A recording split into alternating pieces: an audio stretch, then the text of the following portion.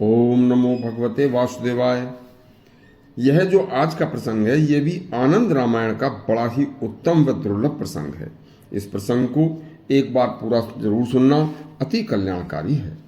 देखिए, एक दिन माता पार्वती व भगवान शंकर कैलाश पर प्रसन्न मुद्रा में बैठे थे।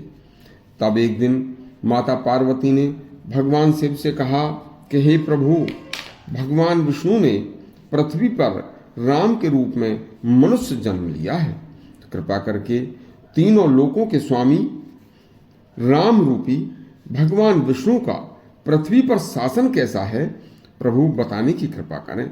शिव जी बोले, हे देवी, जिस दिन से भगवान विष्णु ने राम के रूप में मनुष्य वेश धारण किया है, उस दिन से अब उनके राज्य में किसी को किसी से भय नहीं रहा। तथा हे कल्याणी, स्वर्ग में तो केवल एक कुबेर हैं, लेकिन राम के राज्य में तो घर घर कुबेर है, घर घर कुबेर का वास है, कोई निर्धन नहीं रहा।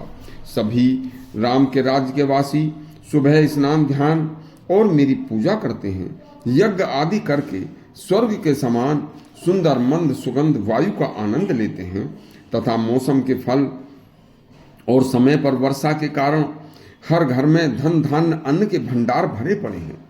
गौ पालन से गोदुग्ध व गौघृत का सेवन करके हष्ट पुष्ट और निरोग रहते हैं। इस सभी पृथ्वी वासी व उनके राम के राज्य में ब्राह्मणों व ऋषियों से वेदों और शास्त्रों का सभी लोग अध्ययन करते हैं और सुनते हैं। कोई भी व्यक्ति वेद विरुद्ध आचरण नहीं करता। राम के राज्य के सभी पुरुष एक पत्नी व्रत रखते हैं। इसी तरह से सभी स्त्रियां भी पतिव्रता व्रत का धर्म का पालन करती हैं। राम राज्य में कोई ब्राह्मण अनपढ़ नहीं है, कोई क्षत्रिय ऐसा नहीं है जो सूरवीर न हो, कोई ऐसा वैश्य नहीं है जो धर्म पूर्वक धन कमाना व व्यापार करना न जानता हो। राम राज्य के सभी बालक युवावस्था तक गुरुकुल में शिक्षा ग्रहण करके पूर्ण ब्रह्मचर्य व्रत का पालन करते हैं। हे देवी, राम राज्य में कोई मनुष्य संतान विहीन नहीं है, कोई निर्धन नहीं है।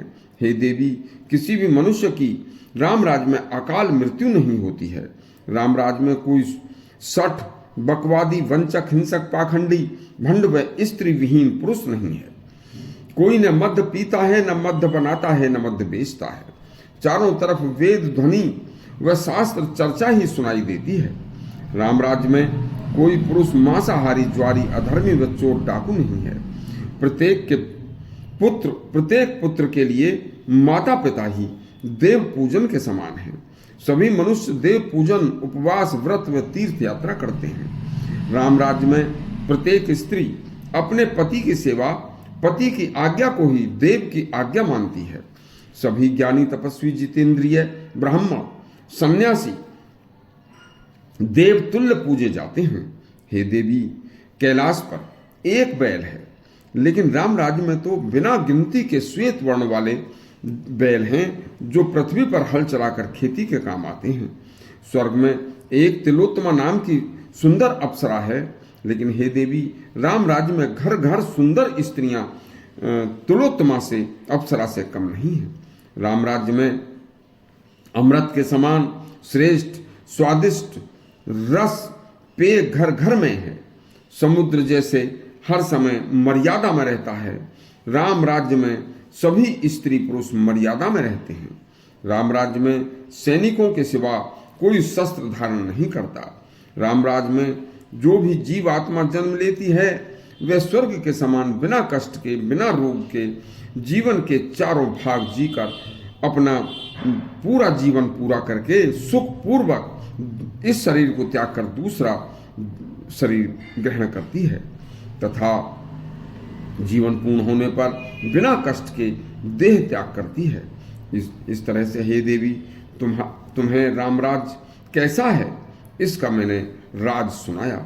शिव जी के इस प्रसंग के साथ अगला प्रसंग आपको कल सुनाएंगे। यदि आपको यह प्रसंग हमारा अच्छा लगा हो तो हमारा चैनल सब्सक्राइब करें और घंटी दबाएं। धन्यवाद।